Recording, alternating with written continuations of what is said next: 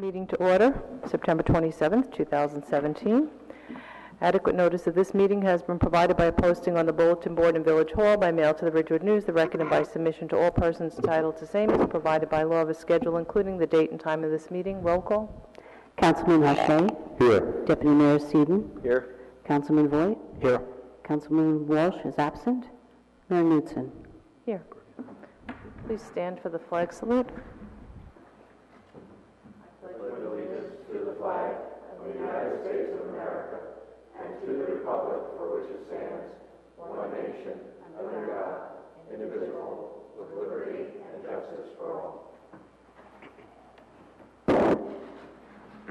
Please join us in a moment of silence for our men and women serving our nation and our first responders.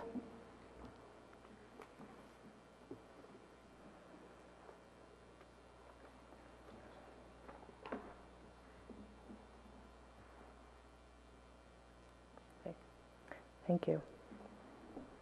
We'll begin with public comments, not to exceed 3 minutes per person for a total of 40 minutes.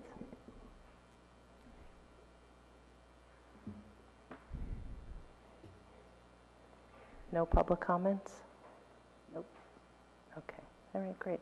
All right, we will close public comments and move on to discussion. Okay, our first item is for parking for the Central Valet service in the Central Business District. We've discussed parts of this, I know, during various council meetings, but now we're going to discuss it as a whole. It is October 1st to December 31st. It's a pilot program, Friday and Saturday nights from 6 p.m. to 1 a.m. There are two locations. One is the west side of Van Ness Square, and the parking lot at the intersection of Broad Street and East Ridgewood Avenue is the second location. Overflow parking, if they run out of room to valet park, will be North Walnut and Franklin across from TD Bank, which is currently CBD employee parking. The locations would be closed at least 1.5 hours prior to 6 p.m. by the police department. The resolution will suspend enforcement of Chapter 265, which is vehicles and traffic, during the pilot program period, except the provision to remove vehicles that will remain there. So in case there are people parking in the area of the valet parking, the police department would have the ability to tow if need be. We are confident that with the signage and with notification that wouldn't be necessary. Also, this resolution allows us to reintroduce any parts of Chapter 265, again, vehicles and traffic, that we may deem necessary upon recommendation of the police chief. The cost will be $5 a car, and restaurants or businesses can validate and reimburse the customer if they so choose. So this resolution is similar to the resolutions we've used for other pilot programs, such as the A-frame signs that we used in the Central Business District. We can evaluate it, midway through, determine if we want to continue it, and if so, we would have to put in place the appropriate ordinances. Are there any questions? Okay. Questions? Heather, do we need an, I guess it's an hour and a half setup time before they, can that be shortened? The only reason why we're doing that is because of the fact that we don't want cars up in there till half an hour before, because if that owner of that vehicle didn't come back within that time frame, there'd be an issue, because then, it would mess up them being able to stack the cars within that section. Okay, and the place where they're having the that's going to be reserved is on North Walnut Street. It's where the employees park right now, right? Is that That's the overflow. Okay. The two locations are on Van Ness Square, so not the side of the bus station, but the other side coming down towards where you make the right onto Ridgewood Avenue. That side will be closed off. The other side with the buses will not be closed off. Okay. So they're actually going to stack within that section. Oh, they will? Yes, and then the other section is up by where the Christmas tree is every year, in that, by Latour and Stella, that area, and they're going to stack in that parking lot as well. Then if those parking lots become full, they'll then put the overflow into North Walnut. Okay. And do you have an idea as to how many spaces that's going to be? I know you're going to be How many stacking cars. cars Can fit in each? We, Mr. Rothershauser looked at it, and it looks like in the Van Ness Square area that it can be double stacked on one side and single stacked on the other.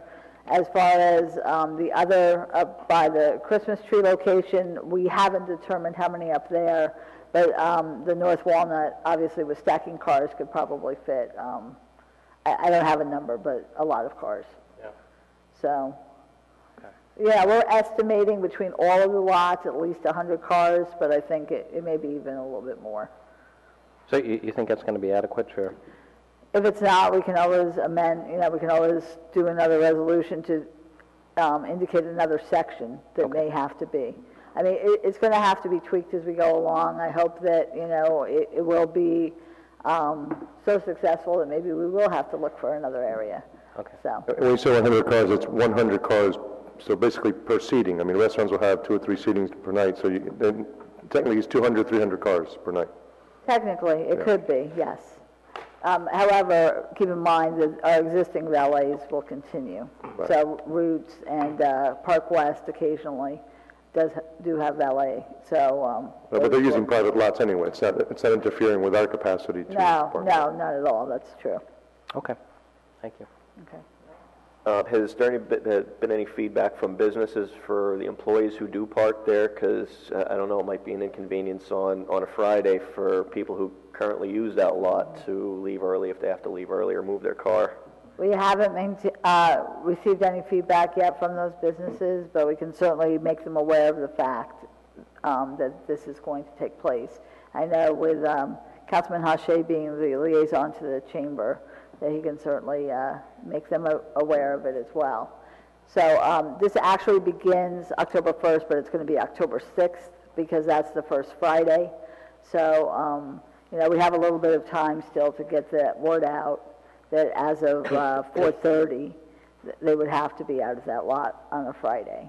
And we're hoping that on Monday or Tuesday, that we'll go to all the restaurants and come up with some flyers that they can place in front of their stores. So as people walking in, kind of what's coming and so on. But we'll take that time to again reiterate some of the concerns in terms of employee parking and having to move off during that time. So. So I just, a couple of things. I think it's a really small window of opportunity to communicate with business owners that we're going to change in 5 days their parking needs. And this could cause some havoc and confusion before we even begin a process. It almost seems to me like this, I mean, I'm just thinking out loud that maybe it's premature by 2 weeks, because if they're going to need time to let us know whether or not this works for them, how it will work, and they have to make arrangements, no? Wouldn't they have to make arrangements to accommodate their employee? Parking? Yeah, for Yeah, them. I mean, they can park in Cottage. Cottage, Yeah. right. There's plenty of parking there. And then, so if now we have an influx into Cottage, what happens to the people that were parking in Cottage to, say, go to the movies? Does that displace people? Remember, we have CBD employee parking specifically in Cottage Place. So those would be the only spaces allocated to the valet? There would be no other spaces allocated? Is that what I'm understanding? You mean on North Walnut? Yeah, Yes. Okay. Just that section. the front section Correct. on the corner? By TD okay. Bank, across from TD Bank, correct. All right, and then, could you just walk me through one more time, when somebody comes to, it always helps for me, I'm visual, so I like to have maps of everything. If someone comes to the location at the west side of Van Ness, and they're queuing at that location, where they're going to come around that, Ramon? You want? So they will be pulling in, they'll be coming up from either making a left as they're going up Ridgewood Avenue, or making a right at Ridgewood Coffee. Okay. And they're coming in the right side of the median, So basically in between the median and the bus station. Okay, The drop-off is on the left. So the driver's side, you pull up, got it. you drop, so you get on the driver's side. On the way back, you're picking up again driver's side, coming the other side of the median. So no different than how you and I discussed this way back. Yeah. The drop-off and pickup is on the one side. Yep, It's all on the, as you're facing Venice Square, it's on your left. So the drop-off and pickup is all on the left. And is North Walnut, that space is only for overflow? Is Yes, that- Okay, so correct. where would they be parked? Explain to me one more time where So they're they're going to parking. park, they're going to double park and single park in that section on the left. So the section closest to the park. Okay, so they're actually not moving the cars from that location, basically? not, I mean, unless you have the overflow and you have. Yeah, the yeah. overflow, got it, okay. Correct. Which is much safer than what we have now with the other programs, because a lot of the lots are on the other side of Franklin. It's dark, and at night, these guys are dressed in black. It's pretty dangerous and have to run back to the cars. The advantage that we have here, from a safety standpoint, is that all the lots are being contemplated for overflow and for directly are within 1 block from Van Ness, so it's perfect. And just the outreach so far to the business community, how's that gone? So we've been, I mean, this is something we've discussed For a now long time. ad nauseum. I had a discussion today with the chamber, and we are going to go out on Monday and now actually put up flyers just to remind the patrons, but also kind of reiterate the message to the business owner this is happening. I'm good, thank you. All right, we're good. Okay. And then the other item we wanted to discuss is under budget, which is award of contract for 2017 SUVs and vehicle equipment for the police department. This actually was discussed in June, and the council approved it and said to go forward, and for some reason it inadvertently has not appeared on a public meeting agenda yet. So therefore, we're going to do it at this special public meeting this evening so they can get the order in for these vehicles, which again were approved in June by the council. There is one change, and that is for the Panasonic Tough Books. It's now, the new vendor is Wireless Communications, and that's your 6B1 additional that indicates that we're going to purchase from them, and the price for that is $8,765.20, which is actually less than the one we had back in June. There were some issues with customer service and also timeliness on delivery with the former vendor. And so therefore, this is actually $1,200 less, so we're saving money. And so we'll consider those resolutions as well this evening at the special public meeting. Great. Any questions on that? Comments? No? Okay. So with that, we'll have a motion to suspend the work session and convene the special public meeting. So move. Second. Hache, Yes. Sedin, Yes. Boyd, Yes. Walsh is absent, Knutson. Yes. Adequate notice of this meeting has been provided by posting on the bulletin board in Village Hall by mail to the Ridgewood News, the Record, and by submission to all persons entitled, same as provided by law of a schedule, including the date and time of this meeting. Roll call. Councilman Hache, Here. Deputy Mayor Sedin, Here. Councilman Voigt, Here. Councilman Walsh is absent, Mayor Knutson. Here. The following resolutions, numbered 17285 through 17291, are to be adopted by a consent agenda with one vote by the Village Council. Each resolution will be read by title only. 17-285, award contract under state contract to Chevrolet Tahoe's Police Department, not to exceed $73,000. 17-286, award contract under state contract, emergency equipment for 2 Tahoes, not to exceed $27,000. 17-287, award contract radar system for police vehicles, not to exceed $3,300. 17-288, award contract under state contract, VHF/UHF radios for police vehicles, $17,000. 17-289, award contract striping of police vehicles, not to exceed $3,000. 17-290, award contract under state contract to Panasonic Tough Book computers for police vehicles, not to exceed $8,765.20. 17-291, approve Central Valet pilot program in Central Business District. I make a motion to adopt the consent agenda. A second? Second. Hache? Yes. Sedin? Yes.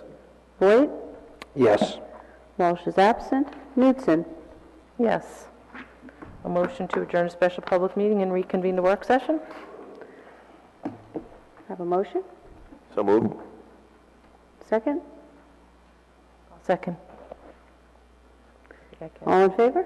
Aye. Any opposed? Nope. Okay, And thank with you. that, we are back, like that. Okay, we're going to start with our presentation, Eagle Scout project. Yes, we have Tyler Hanson here to discuss his raptor nest placement.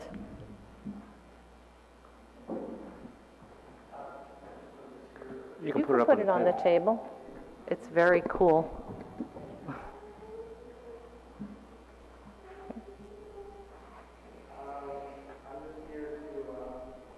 My Eagle Scout project.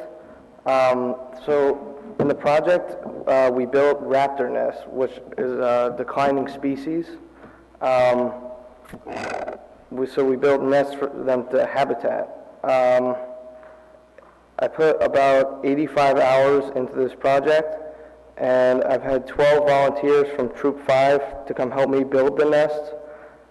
And I have it approved by the Boy Scout Council. And my beneficiary is Tim Cronin, who signed on the back page. The reason I'm here is it was recommended that I run the locations by council to see if there are any objections or questions on where we intend to hang them.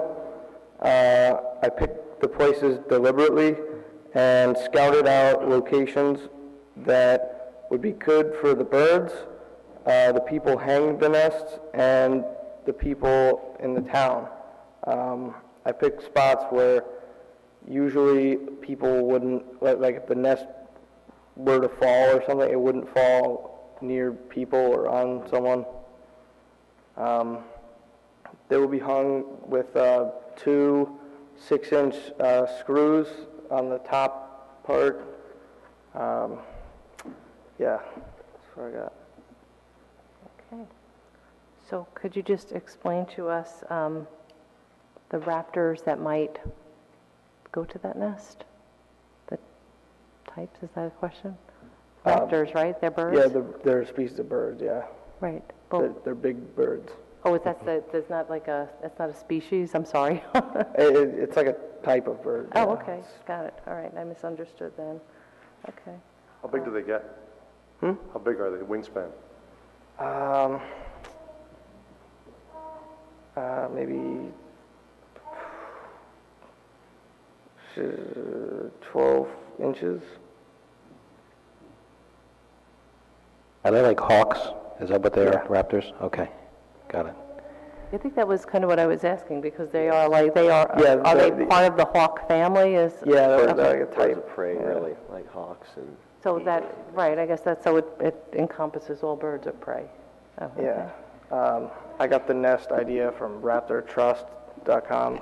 Okay, So, okay. and So I the modeled it after locations them. are, just to go down the locations, 20 Pond, Maple Field by the river, Stable by the river, Maple Field by the garden, Betts Field by river south of the footbridge, Stephen Field by the river, and Somerville Walkway, connecting the field to Somerville Road. So what are you talking, like on the, over to the, like the entrance to the field. back there are entrance. those trees hanging up. okay, I only need 4 of them because there's 4 nests, but the other 3 are kind of like backups if like hanging them doesn't like work out.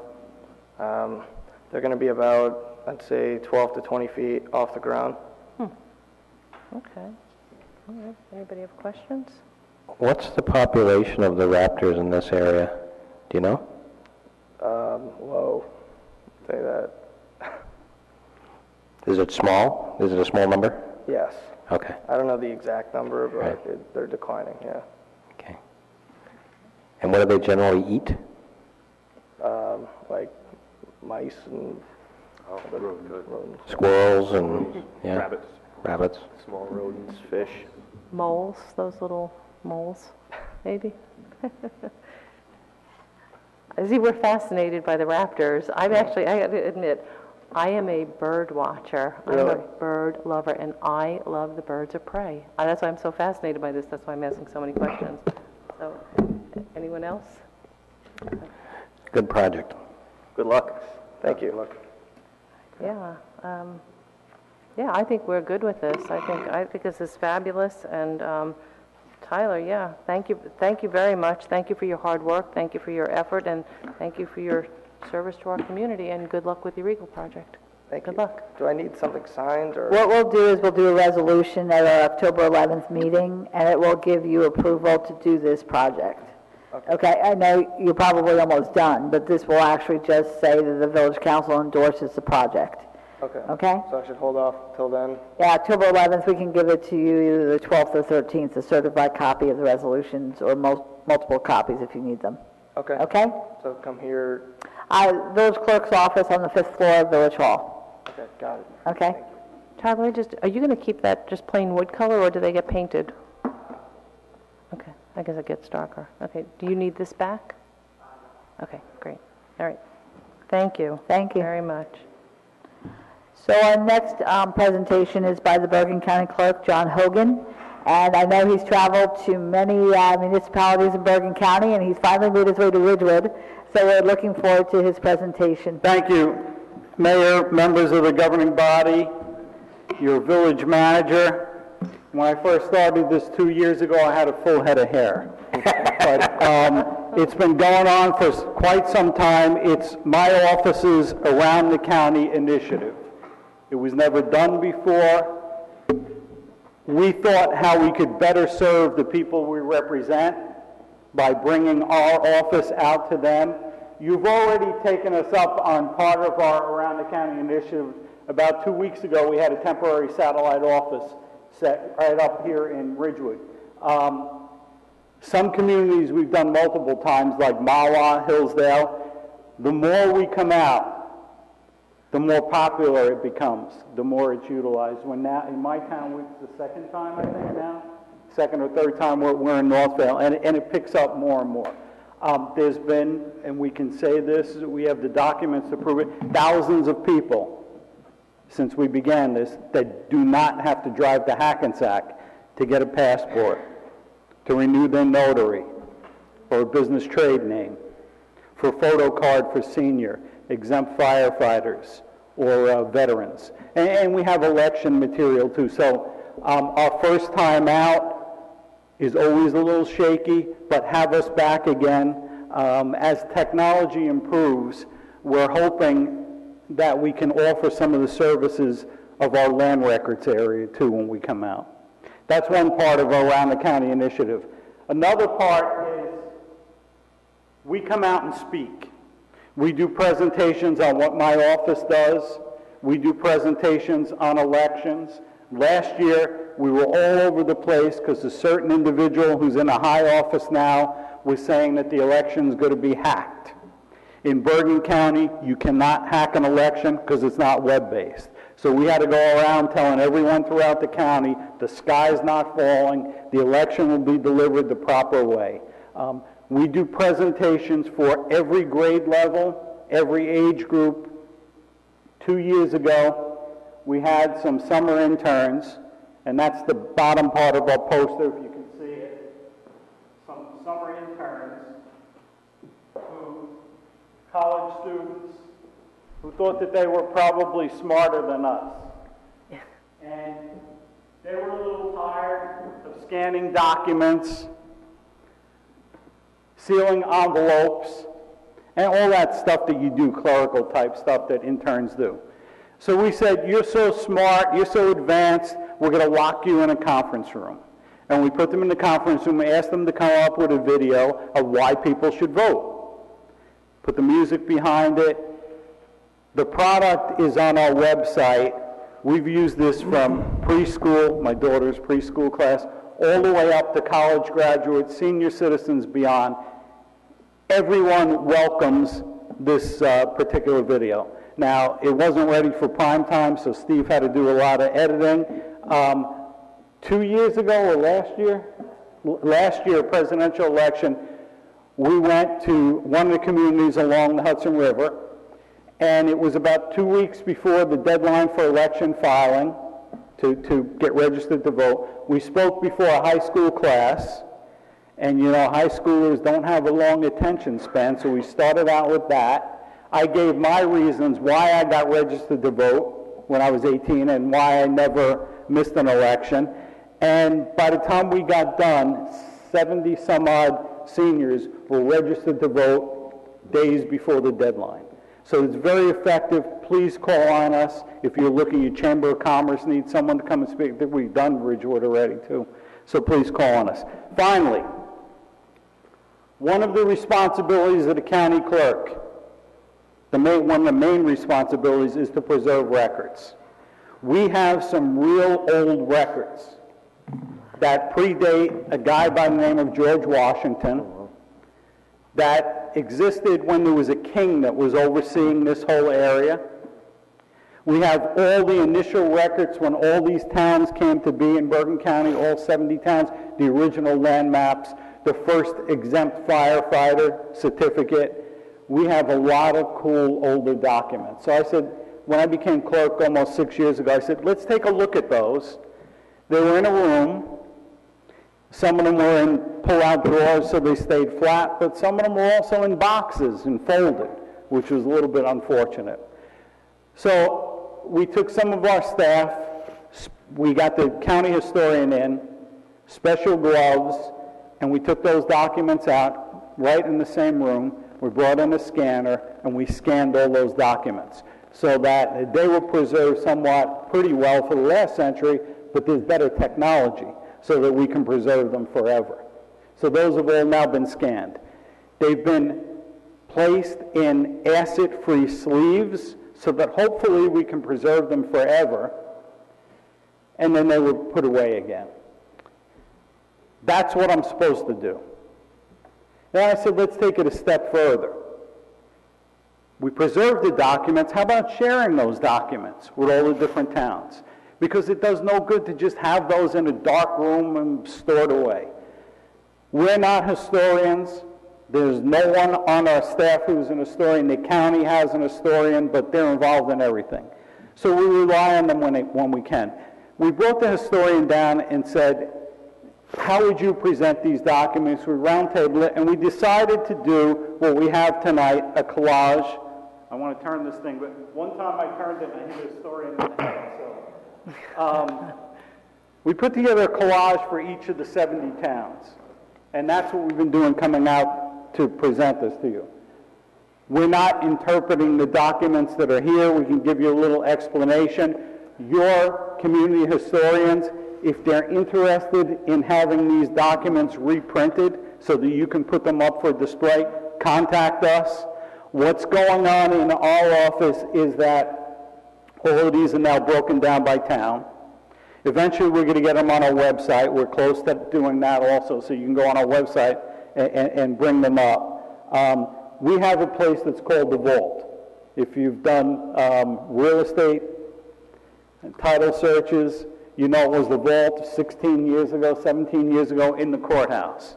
For the past 16 or 17 years, it's been nothing but a big room in the new county office building, which is now 16 or 17 years old. So we've decided to change the name of that area as more documents, land records are being scanned and done online, to Land Records Management Division, which is more proper, we might say. So we decided to take some of these originals, and we don't want to blow our budget either, or our trust fund. So about 2 or 3 a year, we're going to put up for permanent display. So they're going to be in cases so someone can't steal them. We've added cameras into the area, etc. We've also reproduced some so that we can display some of the older ones that are more fragile in reproductions. And these collages, we have one, a duplicate for each of the 70 towns. So the one that we're going to present to you tonight, we also have a copy. And They're starting to evolve so they're on all the walls where the title searchers are. That area is going to become the Land Records Management Division Historical Research Center.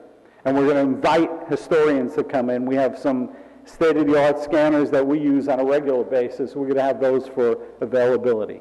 So that's evolving. You're going to hear more about that in the next couple of months.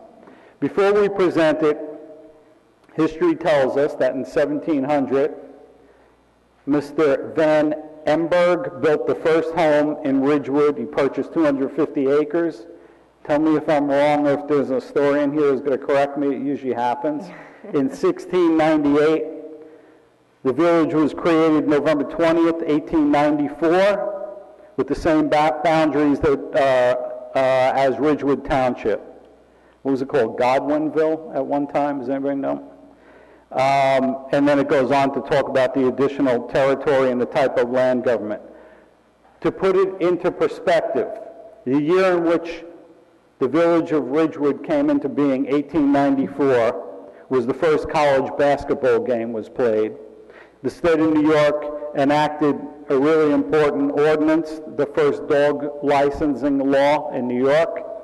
Coca-Cola was sold in bottles. There was a polio epidemic in Vermont. The first modern Olympics began, where they hold the Olympics every 4 years. They were established. Labor Day was established. Aqueduct Racetrack opened, and a guy by the name of Grover Cleveland was president, the only man to serve 2 non-consecutive terms as president. And the one my kids love is Milton Hershey established the Hershey Chocolate Company. So I'd like to tell you the documents that we have. I'm not going to spend time on all of them. In your collage, there happens to be a lot of maps. In some other collages, there's more documents about the polling places, exempt firefighters. We have a lot of maps we uncovered. Ridgewood Park. This map was made August 1st, 1868. And it was filed September 11th of that year. It has H.K. Murray, who owned a piece of property next to Murray Avenue. We have Clinton Avenue, Franklin Avenue, Ridgewood Avenue, and Godwin Avenue. And I believe those are all in your community. Sometimes when I'm mentioning streets, someone will say that was their great-great-grandfather in the audience. We have another map that was filed November 9th, 1872 in my office. It's a West Ridgewood situated on the Erie Railroad. It has the property of Garrett Hopper, Monroe Street, 2nd Street, Franklin Avenue. Some of those are yours also. We have a map of choice building lots, the choice building lots, from the property of John J. Bogert and John, I think it's G or C, Hopper. It was filed in my office on March 14th, 1873. The map was actually made about a year before. And the streets I see on here are Liberty Street and Irving Street and Ridgewood Avenue. Another map that was filed, that was made in 1876, it was filed June 2nd, 1877. It's the map of the property of George P., I guess it's the same name again. And then we have the property of the heirs of Samuel Graydon, May 1877. It was filed in July of that year. I see nothing because I can't see on here. Next, we have the property of James W. Pearsall and others, filed in my office September 18th, 1905. Park Place, Irving again. And then it has the listed names of property owners that where it's still not developed. There's a Mr. Gibbs, there's a Mr. Blofeld, and an Earp is another name. That's it for the maps. We also have a notice to incorporate a village. It's on here someplace. This one. It's a newspaper notice to incorporate a village and township of Ridgewood to be called the Village of Ridgewood. Judge James M. Van Villen. This is the guy that when all 70 towns came to being, they had to go before him to get permission. All right? Guy must have really been busy. He's a judge of Bergen County. he sets October 8th, 1894 at 9:30 a.m. in his office in Hackensack for a hearing on the petition to incorporate. So that's the newspaper advertisement for that. We have the oaths of office for the election officials for when you were going to incorporate. The judge was Cornelius Crowter, I think it is, Crouter. And the two inspectors are Edwin Nickerson and John G. Hopper again. And the election results from the incorporation of the village of Ridgewood, and they actually give you the results here. 277, that's the actual results of the election. It's handwritten. 277 for, 62 against. So there was still controversy back then, too. We have, from the Ridgewood Fire Department, a fireman's certificate for J. Blauvelt Hopper, August 3rd, 1897. And it's from the Protection Hook and Ladder Company, number 1. And I can't read the chief. It looks like O'Neill is the chief's name. And then finally, an exempt firefighter certificate from Jacob D. Van Emberg. He served over 7 years. The certificate is August 30th, 1904. Either the chief or the mayor, because they don't tell which one they are, is H.A. Tice. So I don't know if that was the mayor at one time, T-I-C-E. Anyone been around that long? Mm-hmm. And then Wilbur Morris is either the clerk or secretary.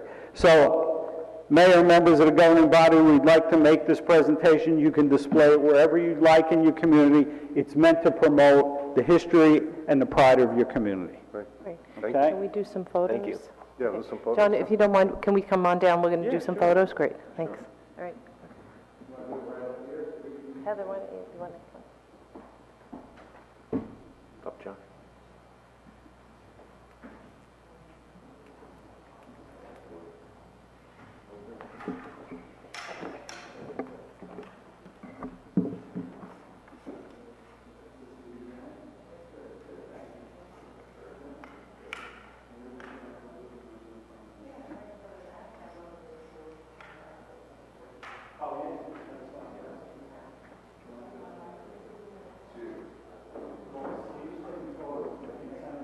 Schubert was the borough attorney, but I covered for Powell. Late 80s.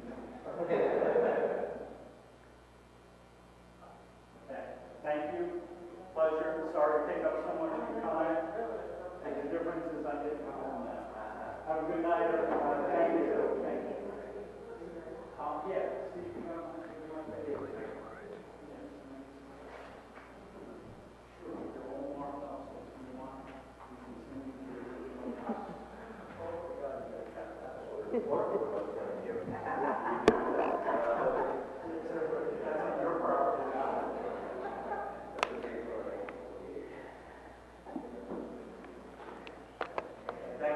Thank you, everyone. Have a good night.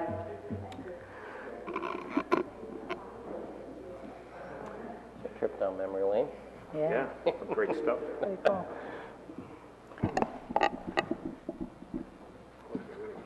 Such an important street. Yeah. 1928 was the first parking garage plan. Yep. So our next presentation is by members of the Ridgewood Environmental Advisory Committee discussing plastic bags. You can come right up Dan. here and make sure those 2 microphones are on. Have a seat. We just want to... We'll just give some introductions, so names. Good evening. I'm Ellie Gruber, 229 South Irving. This is Lisa Hasbrook. Summers, sorry. Hasbrook is my husband's name. At Catherine Road. I feel like going from history to modern times because we're here to discuss a ban on plastic bags, which was never in their nightmare of what's happening now. Thank you for giving us a few minutes tonight. We're members of the Ridgewood Environmental Advisory Committee, and Councilman Seaton is your representative. At our last REACT meeting, we discussed the ever-increasing ban on plastic bags being introduced in towns and states over the last few years as one of our initiatives for the 2017-2018 year. We'd like to give you a few facts about plastic bags and the damage they do. Over 100 billion plastic bags are given away for free each year by supermarkets and stores. And that's in addition to the bags that we purchase. So it's a huge number. And every one of those bags is requiring fossil fuels to produce. So there are a number of problems with the plastic bags. Number one, they end up in our landfills where they do not degrade, and they land in oceans and rivers, oftentimes strangling marine life or, creating various kinds of nuisances. The first ban on plastic bags actually occurred in shore communities and states with very long and accessible coastlines such as California, Washington State, and Oregon. In Washington State, there is now a fee if you forget your reusable bag, and stores provide a paper bag if necessary. In the East, shore communities such as cities in Massachusetts and Maine have also enacted bans. And the District of Columbia has a fee of 5 cents if the store has to provide you with a disposable bag. So here in New Jersey, there's actually been quite a bit of action around plastic bags right in our own neighborhood. In Washington Township, they've enacted a ban on all plastic bags used for garbage, citing the non-degradable factor. And TNAC has enacted a ban, which will go into effect in January, on all plastic shopping bags. Also, we wanted to share that there are supermarket owners here in Ridgewood who have said they would welcome a ban on bags or some kind of action around plastic bags. It's more expensive for them. And so we think that obviously you never get unanimity, but there are supermarket managers and owners who would welcome some kind of action. There is evidence suggesting positive impact environmentally and economically when there are bans on bags, and when the alternative route is taken of a fee for offering a plastic bag from a store, people do end up using reusable bags. So consumers do respond to ordinances that really help to shape their behavior in a new way. So REAC is actually here because we would like your permission to look at the issue further, to look at the efficacy of it and the logistical issues associated with plastic ban ordinances. And we're here because if we pursue it and we put the energy into it, it's done with the understanding that we would come back and present our findings to the council, including specific recommendations for ways to address the issue. Okay, thank you. Questions? Any questions? No, I think it's a great idea. Okay. Please, yeah. Go ahead. I'm for it, yeah. Thank you, Councilman. Thank you very much. Has there been any We small have questions? questions still. okay. That was just one person. Oh, okay, like the spokesperson for everyone. Is that seat on fire or something? Has any of the research kind of quantified what the cost would be typically for a business to adopt, I guess, paper bags in place of the disposable plastic bags? Well, they would charge what they do in the states that have bans, and I've been to a few of them. They charge you for the paper bag, a nickel. That's what they charge you for. Some Yeah. states will not, some stores will not offer you a disposable plastic bag. I was recently in Maine, and I got a reusable plastic bag that I've been using like about 20 times. Yeah, those are great. That the vegetable store gave Yep. me, and it says reuse, but it's still plastic. It's a different kind of plastic. Right. Yeah. But there's a big movement now. I was just reading before I came here, there's a movement about styrofoam too. I mean, I think people are really upset about what's happening in the water. And does it include also the bags, for example, department stores, they all use plastic, except for, I guess, Bloomingdale's. Right, the big brown bag. I think this is a good point, and I don't know. That's the point of us asking to do some sort of a study, because I don't know. That's a good question, because we know people in the several states that they have the bans, and I'll ask. Well, we did a very brief preliminary look, and so as Ellie said, the point of seeing whether there's an openness to it is that now we'll go and really do sort of a deep dive in the research.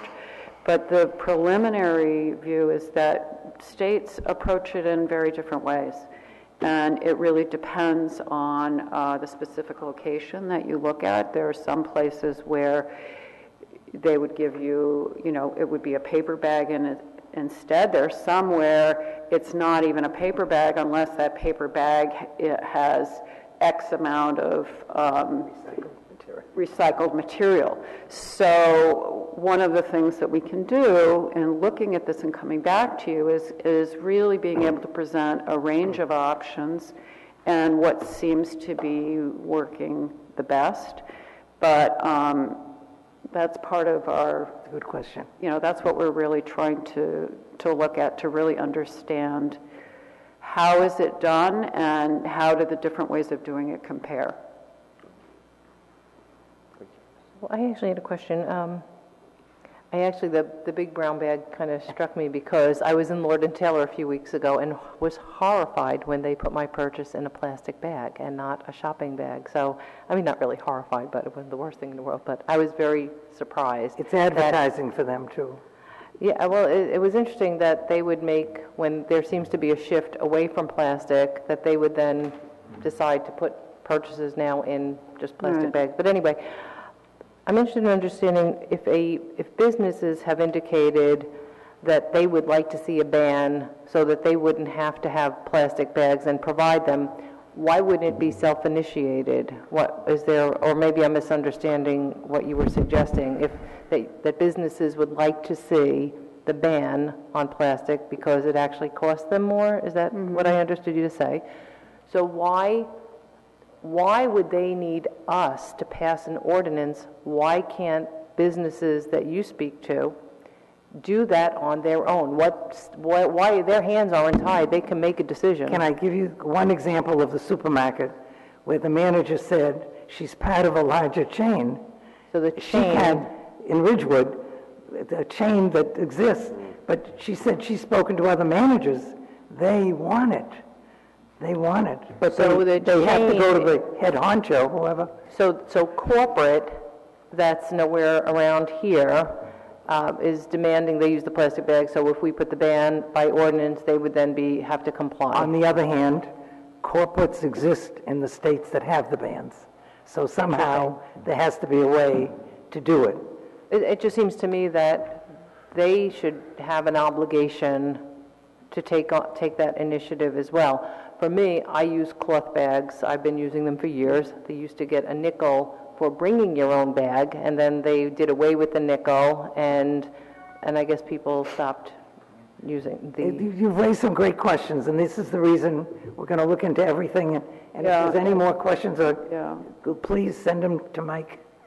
And Send them to Mike. Councilman, sorry. There is a competing movement against plastic bag bans. So, for instance, in California, it took them time to enact their ban because there was resistance from a particular group. And I can't remember at the moment whether it was a producer of plastics or what it was, but all of that stuff we can tell you more about when we return. It's going to be a while, a long-standing. Yeah.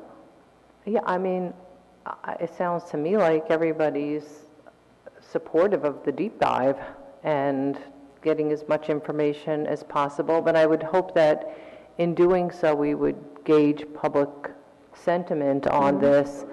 And I know that maybe the League of Women Voters can even assist in kind of sampling around, and collectively, collaboratively, we could get a lot of information, and just to see how the folks, what their opinion is on that. So, dive away. Great, thank you very much. Thank you. Thank you, Ellie. Thank you, Lisa. So our first item under Ridgewood Water is awarding of a change order for professional services for the Glen Tank rehabilitation.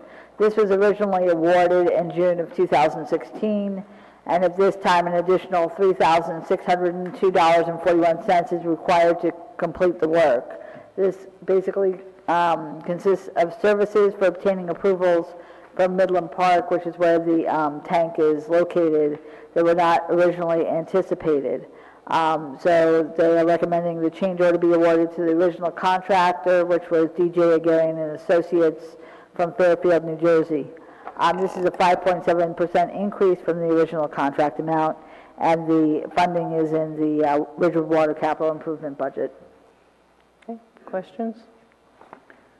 The next one is the authorizing the lease of real property for the co-location of wireless telecommunication antennas. We actually, the Village Council awarded the bid for the contract to Scientel Solutions out of Lombard, Illinois. The lease agreement has been reviewed, and it's been signed by Scientel Solutions. Ridgewood Water and Mr. Rogers have reviewed the lease and found it to be acceptable, so we therefore are looking for a resolution to allow the mayor and village manager to sign the lease agreement. Questions? Moving on. The next subject matter is budget, and the first one is award of contract for recap tires. This is for the Department of Public Works, who wishes to purchase recap tires from Hudson Tire Exchange, and this is through state contract. It's expected that the village will purchase approximately $55,000 worth of recap tires from the vendor. Basically, I didn't know what that was, so I asked. They keep the tire, they retread it, and then it saves a lot of money. They are safe, they are roadworthy, and actually most municipalities do this.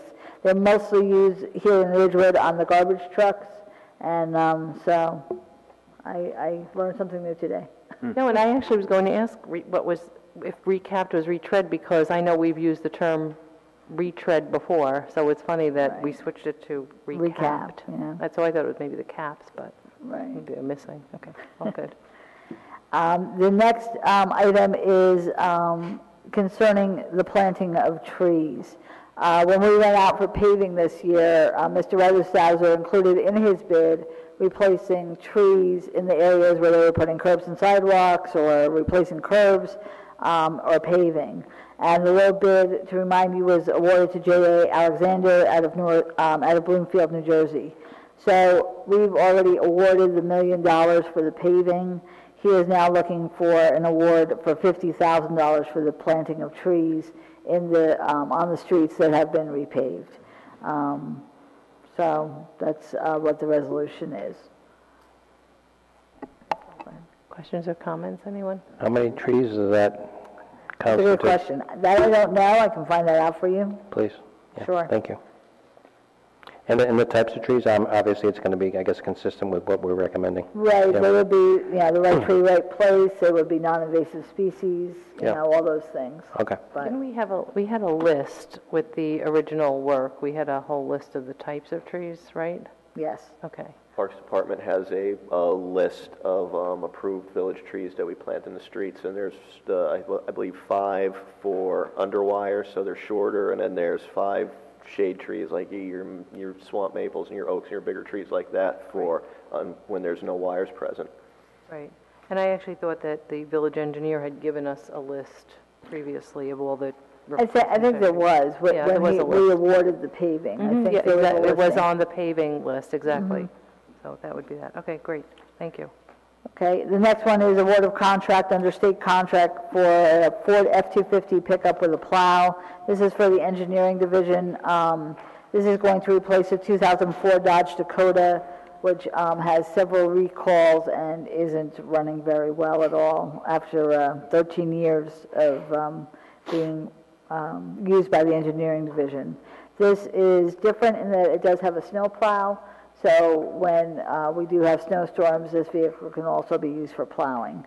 And again, it's under state contract to buy a Ford out of Morristown. Question? Okay, the next item is awarding professional services contract for professional engineering services for the improvement to the HVAC system here in Village Hall. We have many offices that are very cold, many that are very warm. We can't regulate the temperature.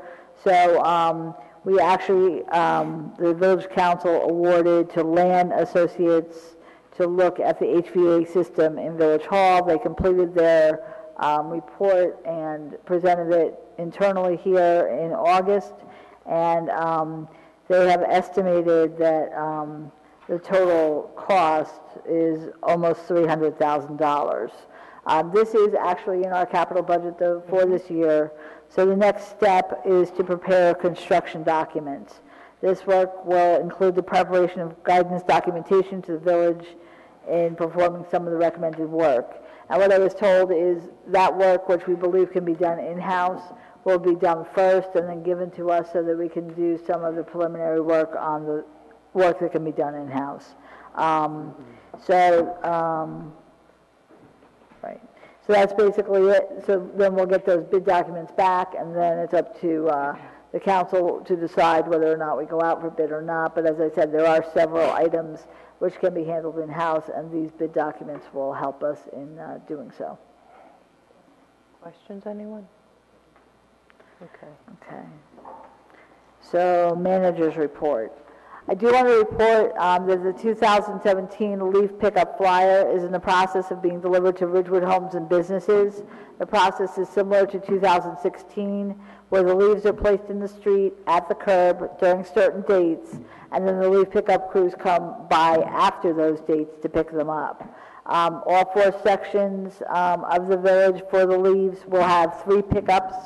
Once the leaf collection on a particular street is complete, pickup crews will not return until after the next leaf placement dates. If leaves are placed in the street, once the street is complete, which we do take a picture of it being complete, a summons may be issued. Biodegradable bags are available at the recycling center from 8 a.m. to 3 p.m., Monday through Saturday, first come, first served, if you wish to bag your leaves. Updates and changes to the leaf collection program will be provided on the village website. As last year, we have a falling leaves icon on the right-hand side of the website, so it'll be very easy to take a look at that if you're interested in it. We'll also be sending out an e-notice later this week about these pickup dates and the regulations to remind everyone. The League of Women Voters Public Water Forum is next Thursday, October 5th, from 7:30 to 9:30, held here in the Village Hall Senior Center on the first floor, entitled What You're Drinking. It's a presentation by Ridgewood Water, and you can find out how Ridgewood Water gets the lead out, if the new irrigation ordinance is working, what's next for Ridgewood Water, and it's sponsored by the Ridgewood League of Women Voters as well as Ridgewood Water. And we encourage Ridgewood Water customers from all 4 towns to attend. The 2017 Bergen County Jobs Fair is being held at Bergen Community College Gymnasium, 400 Paramus Road in Paramus, from 9 a.m. to 2 p.m. on Friday, October 6th. There will be over 100 employers, full-time, part-time, and seasonal positions. Job seekers of all experience levels are welcome. And it says be ready for on-the-spot interviews, and you can also attend proven career workshops, and you can register at BergenCountyJobFair.com. The next one is Souls for Souls, which we participated in last year, And it really is amazing how sometimes the old shoes you have or the shoes that you can't wear any longer because they're too high, too low, too tight, too loose, can benefit others. So the Ridgewood AM Rotary is once again partnering with Souls for Souls to bring shoes to the needy around the world. During the last shoe drive, the village donated over 13,000 pairs of shoes to Souls for Souls. The club hopes to break the 15,000 pairs of shoes mark this year. Collections will be held until October 27th. Collection boxes can be found at local churches, in the schools, at Terry O'Connor Realtor locations. We also have a box here in Village Hall in the lobby and also at the Ridgewood Recycling Center. Good Life Ridgewood, a wellness festival sponsored by the Ridgewood Health Department, will be held this Sunday, October 1st from 11 a.m. to 3 p.m. in Memorial Park at Van Ness Square. Come and learn healthy information, explore resources. There will be a free yoga class at 11. There will be taekwondo demonstration. There will be musical performances, Irish step dance performances, and also a sing-along dance party. So come and see the vendors and learn more about how you can stay well in the village of Ridgewood. Climate change event is on October 18th, 7 to 8:30 p.m. in the Ridgewood Public Library. Dr. David Robinson, professor in the Department of Geography at Rutgers University. He also serves as the state of New Jersey's climatologist. He'll be discussing the changing climate in New Jersey, weather, drought, and effects of the changing climate on utilities like Ridgewood Water. Also, I want to give you a final update on the senior bus route. As you remember, I've announced that Wednesdays now we're making 2 round trips to the Interstate Mall in Ramsey. There are a wide variety of stores, including a ShopRite at that mall. If you wish to put in a reservation, please call the village manager's office at extension 203 to reserve a seat on the bus. And that's all I have. Great, thank you. Councilman Boyd? Thank you. The planning board met last Tuesday on the 19th, and the topic of discussion was the enclave and a review of the traffic issues. The enclave, as you are aware, is at the corner of East Ridgewood and Maple Avenue. The traffic engineer for the developer stated there'd be minimal impact on the Franklin Ave, Maple, and Maple East Ridgewood Ave intersections. We have yet to have our traffic engineer talk about that, so that'll come up at the next meeting, which is on the 21st of November. They also offered to contribute $50,000 to a $250,000 upgrade for the light at Franklin and Maple at the Maple intersection. As you likely know, that's one of the worst intersections in the village, and it needs probably some significant upgrades considering the development that's going to take place there. There were also issues that were related to the parking supply and the types of businesses that might go into the ground floor commercial and retail space. And again, depending upon the intensity of use of that space, such as a restaurant or a realtor, it may create issues with parking in that area. This particular issue needs to be addressed more fully, I think, by the applicant, and hopefully that will take place on the 21st of November. There were issues with the front and back of the building and how it looks. The front of the building looks like it belongs in Ridgewood. The back of the building, and the mayor can talk about this a little bit more, which is also going to be quite prominent, needs to be likely addressed as to make sure it's consistent with how our village looks. As I mentioned, the next meeting for the enclave is on November 21st. Next week's meeting will address the following issues. There's the Hudson Street redevelopment zone where the garage is going to be proposed. There is an East Glen Ave submission which is continued from August 1st. There are the Hopper Ridge Townhomes, which is an informal review, which is at Durar Avenue, which is just off of Prospect Street, just south of South Maple. So that'll also be up next Tuesday. The Board of Trustees for the library met last night. There were some discussions around the preliminary budget for 2018. It's looking like it's going to be a 0 to 1, at most a 1% increase over last year. There is an upcoming referendum vote in November, on the November ballot, to pass a $125 million bill for library expansions in the state of New Jersey. The Ridgewood Library encourages Ridgewood voters to vote on this, as the library itself is going to be asking for some of these monies to help with the planned renovation. As you likely know, the last renovation took place 20 years ago, and there are some upgrades that need to take place, as well as changes to the library and its role in the community. It's, as you know, has become more of a community center. And more info will be coming from the library to residents on this particular vote, so I'll be sending out some information.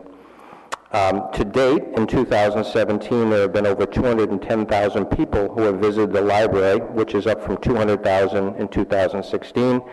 It's, again, becoming more of a community center. The library wants to thank the Village Council and Village Hall for its work on the parking issues, and looks forward to the the October 11th public hearing on this proposed ordinance. English is a second language. We, surprisingly, I just found this out, we have 50 community volunteers that help with people who want to learn English as a second language. And they currently have 102 students signed up from 22 different countries, so it's quite interesting to see how many different countries are represented. A very quick fun fact from the October 8th lecture, they had a lecture on the Beatles. The backup vocals for the song, All You Need Is Love, were sung by, most notably, Mick Jagger, Keith Richards, Keith Moon, Eric Clapton, Graham Nash, and Marianne Faithfull. So it was an all-star backup for the All You Need Is Love song. Last night at the library, I had the opportunity to attend the Walktoberfest presentation. It was put together by Jeannie Johnson and Jenny Wilson. It took place in the auditorium in the library. The presentation was entitled Fostering a Pedestrian-Friendly Community. There was probably a good 50 to 60 people who showed up for this. There were a number of panelists, local, that took place in this, people from Valley Hospital. There was a woman who, if you can excuse me, I can give you the people who presented. Ben Greenman, who was the moderator, he's a best-selling New York Times author. We had Lisa Chamberlain from Valley Hospital. We had a gentleman named Joe Getz, who talked about central business district planning and walk-friendly central business districts. We had a woman named Lenore Skenazy, who is an advocate of free-range kids. She has a website, and it's interesting to take a look at that website and what she's proposing as it relates to children growing up. And then we had a professor from Rutgers University named Leanne Von Hagen, who talked a bit about transportation and actually most notably walking. So they really talked about the importance of walking for residents' health and the town's economic health, and making the central business district walkable, which actually encourages visiting a number of different stores in the central business district.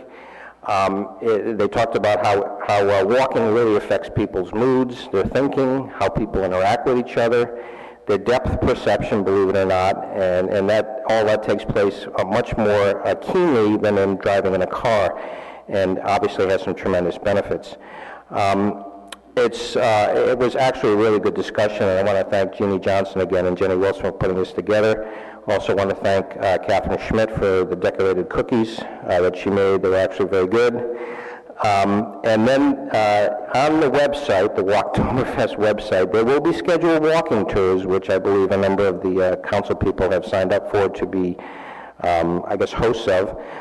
So please take a look at the Walktoberfest website for upcoming walking tours in and around the village. So that's it. Thank you. Thank you. Deputy Mayor? Thank you, Mayor. Just briefly, the Village Council is invited to attend the Gold Star Mothers event in Van Ness Square Memorial Park. And Gold Star Mothers and families, of course, are families who have lost a son or daughter in the service of their country. So I would just like to thank American Legion Post 53, Commander Robert Paoli, and all the Boy Scouts and volunteers who were able to put that event together. It was a really great event, and I would encourage residents to attend next year. And then on Monday, Councilman Voigt and I attended the Eagle Court of Honor at the First Presbyterian Church, where 3 fine young men were awarded their Eagle Scout badges. As you saw, another one's about to take that journey, or he's almost finished with it now. So it's very inspirational to see the leaders of tomorrow. Kids have very busy lives, but it's nice to see that they could still take time to serve their communities. And that's all I have. Thank you. Great. Councilman? Not many things to report, just to reiterate Councilman Voigt's comments about the Oktoberfest. The list of merchants continues to grow. I think we started with less than 20. We're now well over 30 merchants are participating.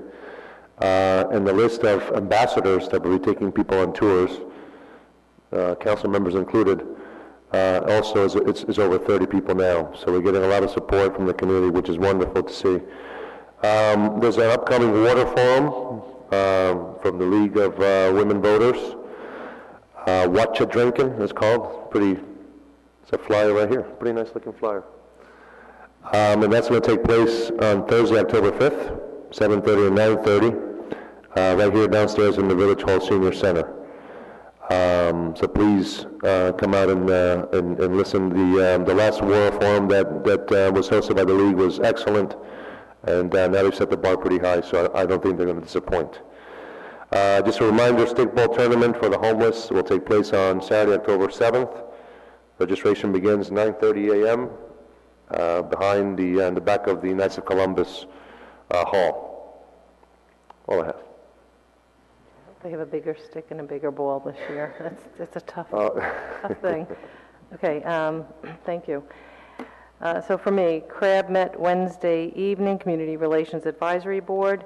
The Board of Ed Superintendent Dan Fishbein and the Assistant Superintendent of Curriculum, Stacy Plestra, joined us and did a presentation on the understanding the development of curriculum and the implementation of curriculum, and the interest in creating a more diverse, broader offering in terms of ethnicity and diversity within the Board of Education and the public school district. The Respect, Give It to Get It campaign continues, as do the issuing of safety pins to visitors to the meeting. Access also met Thursday evening, and this was a robust conversation and actually really exciting one. Access Weekend is almost here. Mark your calendars, Friday, October 13th, Saturday, October 14th, and Sunday, October 15th.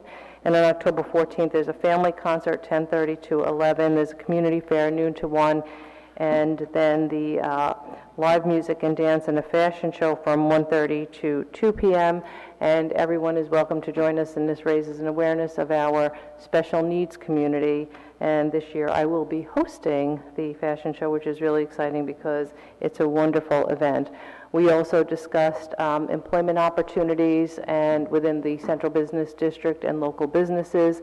And we are reaching out and have had a little outreach to Councilman Hache, who's been working with us to communicate with the Chamber of Commerce through the CBD Advisory Committee to educate our local businesses about the types of tax credits that are available when employing special needs members of our community. So we actually appreciate that you're working on that and that you're bringing that attention to that. Let's see. We also discussed just housing options and the difficulty the special needs members of our community have in finding appropriate housing for adult children, and so, adult children. So it's difficult, and some people are on list for many, many years, and they're way down on the list, and it's very difficult to find special needs housing within this area. On that note, yesterday morning I joined the Learning Services Home and School Association at a lovely coffee, and I joined to bring attention and bring awareness to the Community Access Network and advise parents and recommend to them that they begin to join in this at a very early age when their children are just presenting with different needs, and so they learn the more the availability of different services and how not education-based as Learning Services Home and School Association would be, but more services-based for the future. So this, hopefully, will have some new membership at the Access Network as well. We had two grand openings, Core Fire at 195 South Maple. This is a really state-of-the-art Pilates location business, and we wish them luck. And I want to make sure I say this right, Manjal at 37, did I say it right? 37 Godwin, and Councilman Voigt joined me there, and we had an opportunity to have some really terrific smoothies and delicious food, and the smell was actually intoxicating.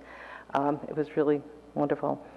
Sunday morning, I met with a group entitled, I want to make sure I say it right, Manavi. And Manavi is a group that was formed in 1985 to raise awareness to domestic violence issues, especially those of South Asian women living in the United States, which made it more difficult because of language barriers and fear to communicate when there were issues of domestic violence.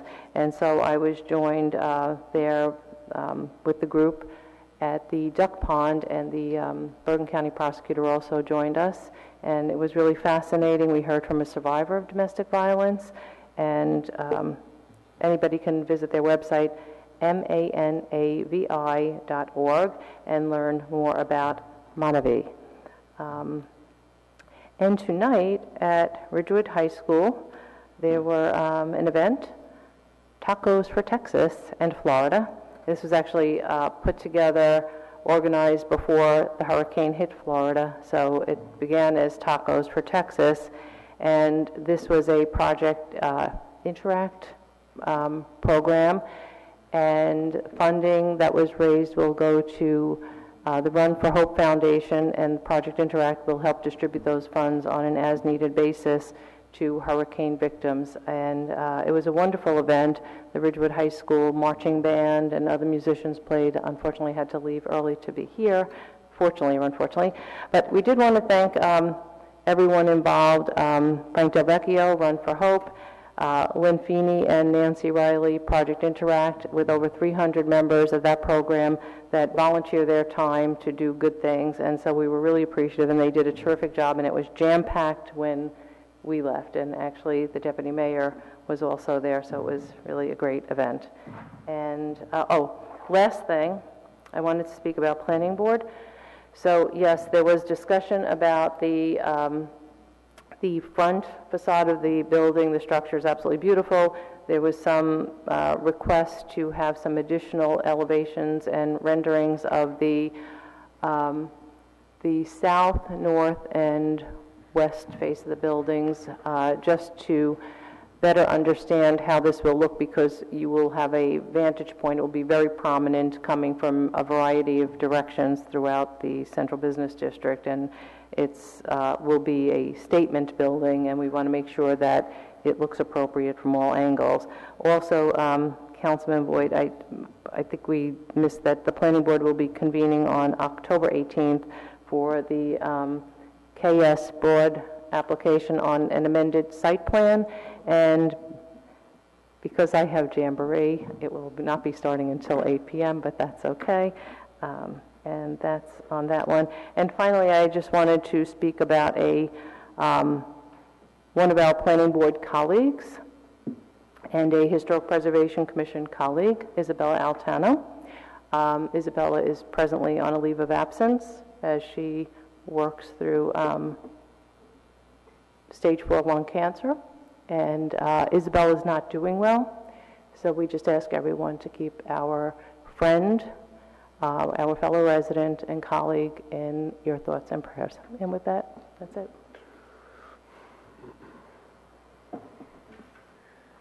And go back to public comments, not to exceed 5 minutes.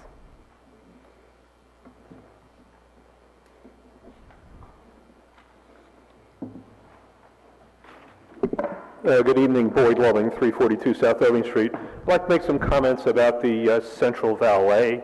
I'd like to preface those comments by saying that I am supportive of any plan that can preclude us from building a parking garage. If there's a plan that can preclude us from having to spend millions on a parking garage, I'm all for it. However, I do have several issues with the plan that was outlined tonight. As I understand it, this is going to start at 6 o'clock and work its way until 1 a.m. From 6 to 1 a.m., there is no charge to park at any metered lot or at any metered spot on the street in the village of Ridgewood. What you are doing here is you have approximately 90 spaces that you're taking out of circulation that people can park in now for free that will be unable to do that. There are 30 spaces in that CBD employee parking lot at North Walnut Street, rather. There are approximately 30 spaces in the portion of East Ridgewood Avenue that people refer to as the Hole, and there are approximately 30 spaces in that east side of Van Ness Square. So that's 90 spaces that people can park in for free now that you're going to basically be taking out of circulation. Now, it is true that if somebody has to pay $5 to have their car valeted, that they may get that back from a restaurant. But there are some people who are parking in those spaces that aren't going to restaurants. The CBD parking area over by Franklin, some people may be going into Ben & Jerry's. I don't think Ben & Jerry's is going to be validating parking. The people who may be parking now in the Hole for free from 6 p.m. on may be taking trains into New York City, and they're not going to be reimbursed by what they're doing in New York City. So I just take issue that you're taking 90 spaces out of circulation that people can park in for free now, and you're going to charge them $5 for a valet. I think that this plan would best be served if you found someplace other than currently public parking areas to park these cars. You're really not adding to the inventory at all. In fact, you're taking away from the inventory. So those are some issues with it. The other issues I have is this going to create a lot of personnel power to do this. The police are busy enough as it is chasing criminals. Now they're going to have to close off 3 areas at night. They're going to have to chase people, look up license plates, find out where they live, maybe tow cars. The police have better things to do to get involved in this. I don't even know if Chief Luthke or Captain Amoruso have been spoken to about this or not, whether they agreed that this is something they could handle. So again, great idea to do anything you can to get rid of the need to build a garage, but this plan as it is now, taking those 90 spaces out of circulation, it is better suited if you find a private lot where you can put these cars. I just don't know why you would take 90 spaces out of circulation. Thank you very much. Thank you.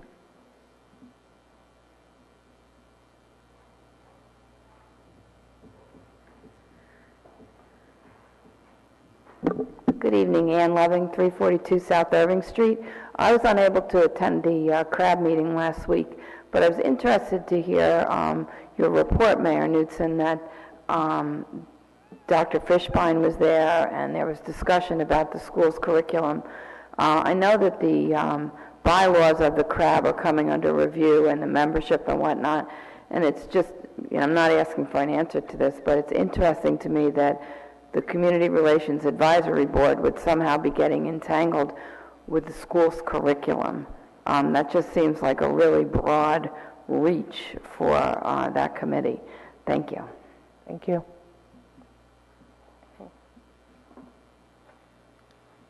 Okay. And with public comments, we'll take a resolution to go into closed session. Be it resolved by the Village Council of the Village of Ridgewood that the Village Council meet in closed session on September 27, 2017 at 7:30 p.m.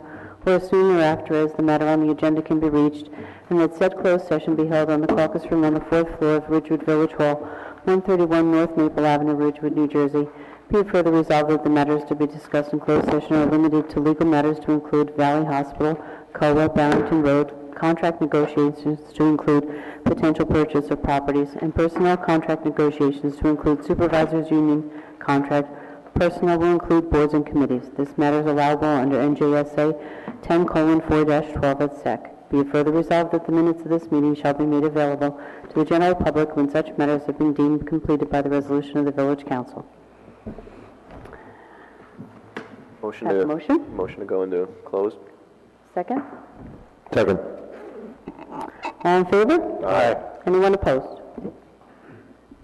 Thank you.